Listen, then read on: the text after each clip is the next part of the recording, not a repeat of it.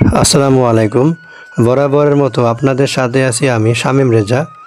আজ আমরা এসেছি চুয়াডাঙ্গা জেলার ঐতিহ্যবাহী রায়সার বিল ঘুরে দেখতে এবং আপনাদের দেখাতে।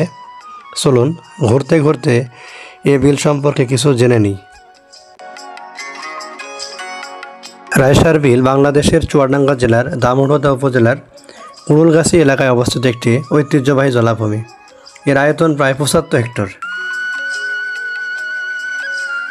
অতীতে এই বিলে শাপলা ও শালকে ফুলের সমারোহ থাকলেও পানির স্তর নেমে যাওয়ায় এই সব সৌন্দর্যমণ্ডিত ফুলের সাথে সাথে মাছের পরিমাণও কমে গেছে। এটি একটি সরকারি জলমহল।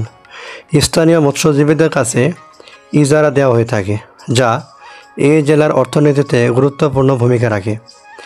আশেপাশের কয়েকটি গ্রামের শত শত পরিবারের উপার্জন এই বিলটির ওপর নির্ভরশীল। রায়সার বিলের প্রাকৃতিক সৌন্দর্য পর্যটকদের আকৃষ্ট করে।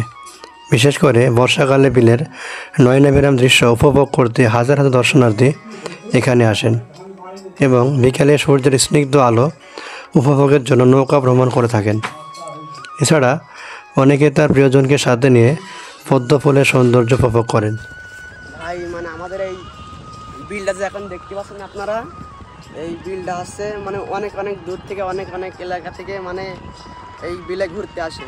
এই ভিআইপি লোক অন্য অন্য লোকজন কিনে এই বিলি পদ্ম ফুল, শাপলা ফুল এবং এসব নেওয়ার জন্য এই বিলটা ঘুরতে আসে। আর এটা হচ্ছে কুড়ুলগাছি রায়সার বিল, নাম করা বিল এটা হচ্ছে।